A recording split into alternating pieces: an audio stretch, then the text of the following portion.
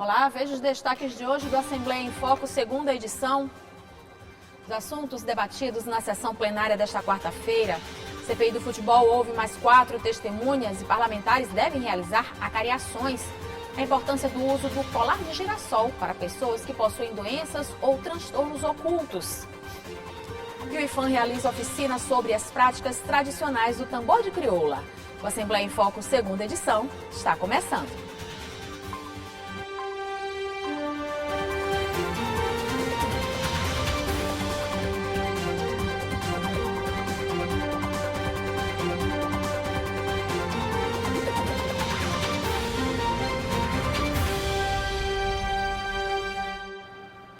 Na sessão plenária de hoje, os deputados debateram sobre a erradicação do analfabetismo em município do interior do estado e a aprovação da medida provisória que trata da criação da Agência Estadual de Tecnologia da Informação.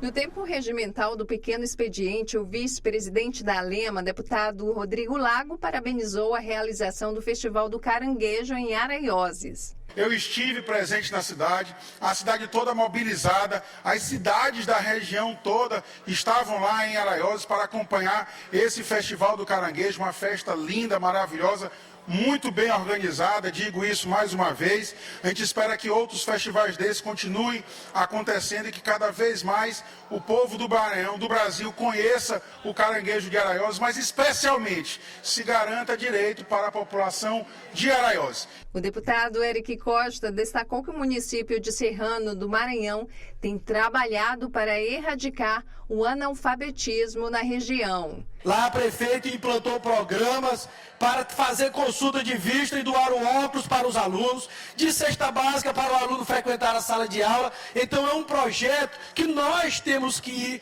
trazer para essa casa como um exemplo a ser seguido aos demais municípios. Então nós estamos aqui fazendo justiça e trazendo os números do Maranhão, que infelizmente nós temos ainda uma das maiores taxas de analfabetismo. O Maranhão melhorou, o Maranhão avançou, mas tem que avançar ainda muito mais. Esse trabalho é feito pelo governo do estado, mas também pelos municípios. E a prefeita de Serrano está de parabéns por ter investido em uma causa tão importante, que é de erradicar o analfabetismo naquele município. O deputado doutor Iglesio criticou a fala do secretário-geral das Organizações das Nações Unidas sobre o conflito entre Hamas e Israel. Não poderia destacar, no momento que vivemos uma situação tão complicada, um pronunciamento ontem que eu ouvi do secretário-geral da ONU, ele dizendo que é importante reconhecer que os ataques do Hamas não aconteceram no vácuo.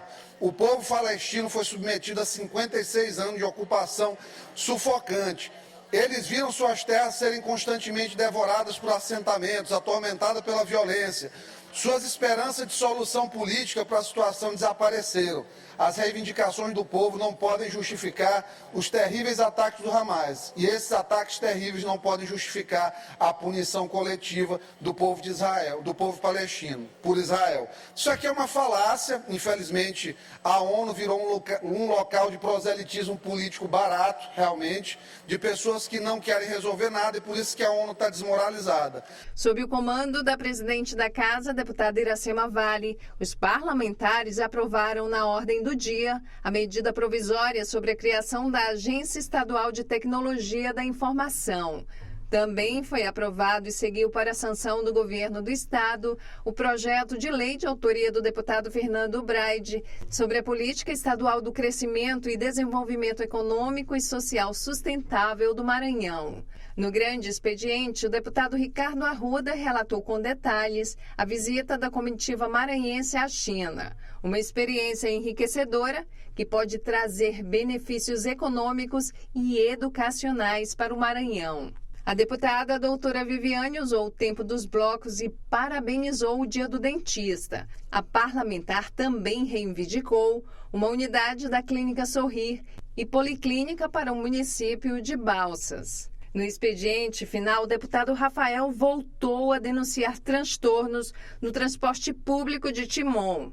O parlamentar solicitou que a prefeitura resolva o problema. E é a prefeita de Nair Veloso que tem que resolver e que tem o poder, que tem a caneta, a chave do cofre para poder resolver. Agora não adianta abrir os cofres da prefeitura para pagar aliado, para empregar a família de vereador e deixar o povo padecendo na rua à espera no transporte coletivo. Parlamentares que fazem parte da CPI do futebol, que investiga supostas irregularidades no mercado de apostas do futebol maranhense, ouviram mais testemunhas. Os deputados afirmaram que devem ser feitas acariações para apurar fatos citados durante os depoimentos. 4 testemunhas foram ouvidas na sessão desta semana da CPI que investiga possíveis fraudes por meio de manipulação de resultados em jogos dos campeonatos maranhense e brasileiro de futebol. O primeiro a ser ouvido foi o ex-diretor do São José, Marcos Vinícius Garcês, filho do ex-presidente do clube, Marinaldo Frazão. Ele confirmou que a equipe recebeu denúncias de possíveis manipulações de resultados. Em seguida, foi ouvido o presidente do Cordino, Francirlei Pereira, que disse não ter conhecimento sobre suspeitas de fraudes e de nenhum caso de manipulação. Também nunca suspeitou de qualquer jogador e considerou normais resultados de partidas sob suspeita. O terceiro a ser ouvido durante a sessão foi o árbitro que atua na Federação Maranhense e na CBF, Raimundo José Chagas. Questionado pelos parlamentares, classificou como negativo o patrocínio de empresas de apostas em campeonatos e clubes. Disse que considera a arbitragem maranhense livre de irregularidades, mas não imune a pressões externas. Não soube falar sobre a relação entre a Federação de Arbitragem e a Federação Maranhense de Futebol e considerou estranha a escalação do filho do presidente da Comissão de Arbitragem para atuar em algumas partidas. A CPI ouviu ainda o jogador Kevin Moraes, que afirmou ter recebido proposta para cometer um pênalti em partida do Campeonato Maranhense em troca de R$3 mil. Disse ter recusado a proposta, mas não denunciou o caso, na época como jogador do São José. Após isso, disse não ter mais conhecimento de nenhum outro caso do tipo. Hoje nós demos continuidade às oitivas. E a cada depoimento vão surgindo novas deliberações, como hoje surgiu a necessidade de possível acariação por conta de informações que foram prestadas. E assim a CPI segue com as suas atividades e eu tenho plena convicção que a gente vai chegar a um resultado efetivo e, de fato, livrar do futebol maranhense quem tenta manipular resultado para obter algum tipo de vantagens e a gente, de fato, esta casa contribua com a credibilidade do futebol maranhense. Também estava previsto o depoimento do treinador Carlos Ferro, que não foi localizado, não compareceu e foi reconvocado. Após os depoimentos, os deputados aprovaram uma acariação entre um representante do motoclube, o presidente da comissão de arbitragem e o árbitro José Chagas. A comissão, presidida pelo deputado Osmar Filho, também teve a participação do relator Davi Brandão e dos deputados Leandro Belo, Zé Inácio, Ricardo Arruda e doutor Iglesio. Foi possível detectar inconsistências justamente na questão da seleção dos árbitros maranhenses. A gente teve hoje uma informação de um dos árbitros, do Chagas, que foi citado aqui, que foi dito a ele, por exemplo, que houve pressão de clubes para que ele não participasse do sorteio final, da final, que é estranho, até porque quem foi escolhido para essa final foi o filho do presidente da comissão de arbitragem, ou seja, um direcionamento muito evidente. Então nós vamos promover, hoje nós aprovamos um requerimento para a cariação deste, e a gente tem certeza que alguma coisa vai ser descoberta a partir daí. Um simples acessório que faz muita diferença no dia a dia de pessoas que convivem com algum transtorno ou doença oculta. O chamado cordão de girassol auxilia a identificação, além de facilitar o acesso a direitos garantidos por lei, como o atendimento prioritário. O crachá com girassóis passou a ser um item essencial no dia a dia da família de Lucélia. Com os filhos Francisco, de 9 anos, com autismo, e Maria Lúcia, de 13, com TDAH e epilepsia, a identificação foi encarada como um avanço. Ambas as condições deles são deficiências e doenças que são ocultas, ou seja, se a gente olhar, visivelmente eles não têm características. Não é como uma pessoa que usa cadeira de rodas, não é como uma pessoa que usa uma bengala, alguma coisa assim, que tem locomoção reduzida, que vai dar para ver de primeira. Então, quando surgiu a ideia do cordão de girassóis, eu cuidei logo de providenciar para eles, porque como não dá para saber o que eles têm olhando, então a gente tinha que identificar, justamente para a gente não passar nenhum constrangimento. O cordão ou colar de girassol, como ficou conhecido, auxilia na identificação de pessoas com as chamadas deficiências ocultas, sem sintomas visíveis, como surdez e autismo. A medida pretende facilitar o acesso a direitos garantidos por lei, como prioridade no atendimento, por exemplo. Mas nem todo mundo já reconhece esse significado. A gente já teve casos no estacionamento, de shopping, algumas pessoas já abordaram a gente por que a gente estava estacionando lá, em filas de supermercados, de hospitais, algumas pessoas já nos questionaram de por que a gente está usando a prioridade, sendo que visivelmente eles não têm fisicamente uma característica. E hoje em dia, identificando eles não, como já está todo mundo tomando conhecimento, boa parte da população já sabe o que significa o colar do girassol, né? Tem uma parte que ainda não sabe, mas a gente está aí para começar a educação para todo mundo, né? Espalhar a novidade, que quem está usando o cordão com os girassóis é porque tem alguma doença ou alguma deficiência oculta que precisa de atendimento ou então de agilidade no atendimento. A lei que estabelece o cordão girassol como identificação foi sancionada em julho deste ano pelo governo federal. No Maranhão, um projeto de lei do deputado Wellington do Curso também estabelece o cordão como identificação para pessoas com deficiências ocultas ou não visíveis. Entre outras medidas, determina também que estabelecimentos públicos e privados devem orientar servidores e colaboradores quanto aos procedimentos que devem ser adotados. Pelo menos 30% da população tem algum tipo de deficiência. E precisamos garantir os direitos das pessoas com deficiência. O cordão de girassol é uma realidade, já em alguns estados, que faz com que nós tenhamos uma identificação das pessoas que têm algum tipo de doença, algum tipo de enfermidade, mas principalmente deficiência oculta. Por exemplo, autismo. Muitas das vezes você não tem como identificar uma criança com autismo, um adolescente com autismo, e o cordão de girassol vai facilitar essa identificação e principalmente as garantias de prioridade no atendimento, seja médico, seja no aeroporto, seja na rodoviária. Então, com certeza, vai facilitar muito a identificação e a garantia dos direitos das pessoas com deficiência, principalmente deficiências ocultas. A jornalista Andressa Miranda, que convive há alguns anos com o diagnóstico de fibromialgia, considera importante a medida, também como instrumento contra a desinformação. Qual é a função do cordão de girassol? É justamente diminuir esse olhar das pessoas discriminatório, é justamente promover esse olhar social muito mais acolhedor. E eu, particularmente, vou me sentir muito mais acolhida, vou sim utilizar o cordão de girassol, só estou esperando chegar. Já fiz o pedido do meu, estou muito feliz, fiquei muito feliz com a aprovação desse projeto de lei, porque eu tenho certeza que é uma mudança incrível. Francisco se adaptou rápido à identificação e ao que ela representa também.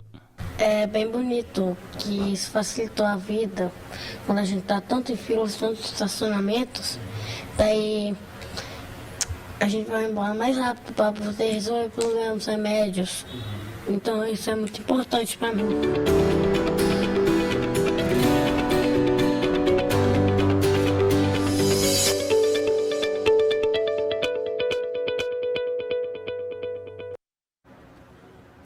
Veja no próximo bloco, o Banco do Nordeste lança mutirão para regularizar contas em atraso. O IFAM realiza oficinas sobre as práticas tradicionais do tambor de crioula. A gente volta já.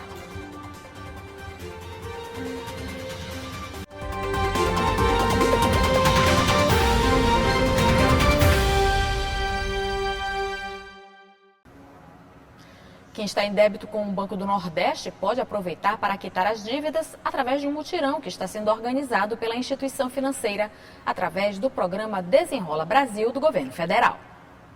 O Banco do Nordeste lançou esta oportunidade para quem está com débitos junto à instituição financeira. É o Mutirão Crede Amigo. A campanha de renegociação do banco vai até o dia 28 de outubro, nesta sexta-feira, e faz parte do programa Desenrola Brasil, lançado em junho deste ano pelo governo federal. O programa, eles são feitos em duas categorias, que são duas faixas. Nessa faixa que a gente está dando ênfase agora, a faixa 1 são clientes que têm renda mensal de até 2 salários mínimos ou que estão cadastrados inscritos no cadastro único do governo federal.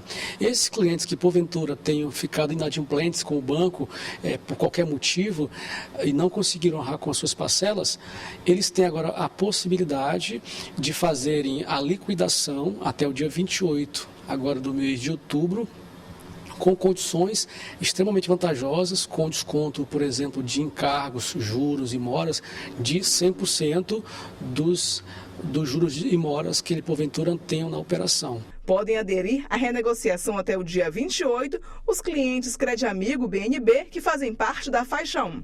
Para participar do mutirão Crediamigo, os interessados podem procurar orientação dos profissionais das unidades do BNB. Um dos primeiros passos é se cadastrar no site do Desenrola Brasil, desenrola.com.br, utilizando a conta cadastrada no portal do Governo Federal, gov.br. De fato, na página, quando ele for entrar, ele vai ter que colocar o CPF dele. Se já tiver login no site do Gov, basta colocar a senha. Se não, tem o passo a passo para se cadastrar, né? E tem o reconhecimento facial, que é para, de fato, identificar que aquele é o cliente portador do CPF. Na Grande Ilha, são 4 unidades de atendimento do Crediamigo BNB. Na Rua de Santana, no centro da cidade, unidade São Cristóvão, Passo do Lumiar e em São José de Ribamar. Vamos ver agora como vai ser o tempo amanhã. Ananda Fontinelli conta pra gente a previsão para quinta-feira. Boa noite, Ananda. Boa noite, Eli. Boa noite para você que está acompanhando a Assembleia em Foco, segunda edição. Vamos conferir a previsão do tempo para quinta-feira. Amanhã na capital, a previsão, assim como no início da semana, vem sendo de tempo parcialmente aberto, Eli. E nessa quinta não deve ser diferente. Podemos esperar então que os termômetros variem aí entre 25 e cheguem até os 36 graus. Em Lago do Junco, região que completou essa semana 62 anos de emancipação. O clima deve ser quente por lá.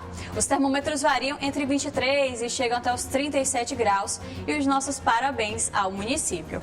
Já em Coelho Neto, para a gente encerrar, a previsão lá é de solzão para essa quinta. E os termômetros chegam a variar entre 26 e chegam até os 40 graus, com sensação até de 41, 42. Então, vamos deixar um alerta, Eli. Bebam bastante água, se hidratem, porque durante essa semana não deve diminuir muito o clima lá na região. É isso, Eli. A gente volta a se encontrar amanhã. Até lá.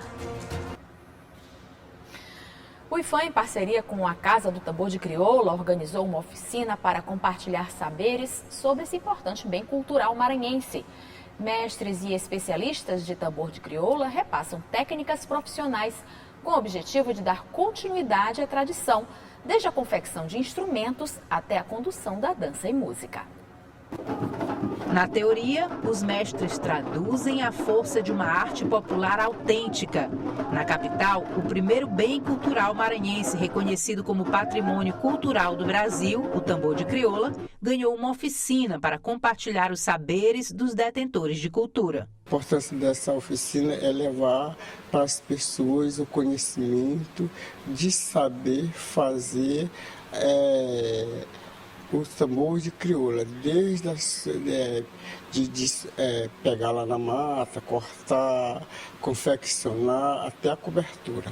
A oficina de escavação e cobertura de tambor de madeira do tambor de crioula está sendo realizada pela Superintendência do Instituto do Patrimônio Histórico e Artístico Nacional do Maranhão e acontece até dia 3 de novembro na Casa do Tambor de Crioula, no Centro Histórico.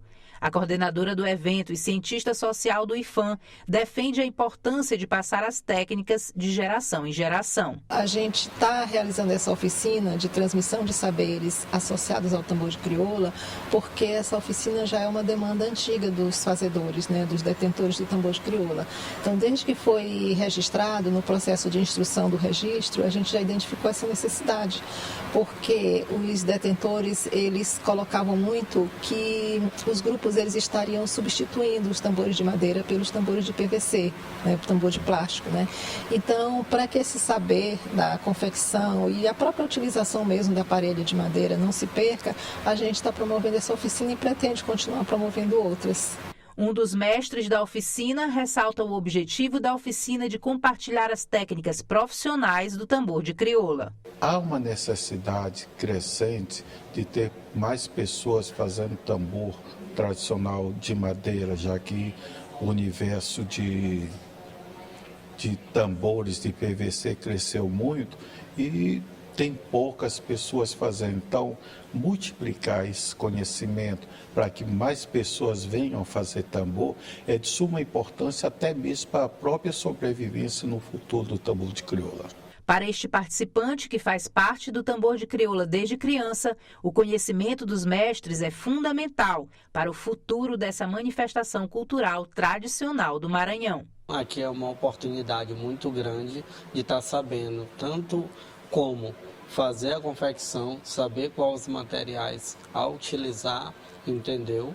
E a importância também de estar repassando isso para futuras gerações, né? Que possa vir também estar querendo ter esse conhecimento vasto sobre confeccionar o tambor.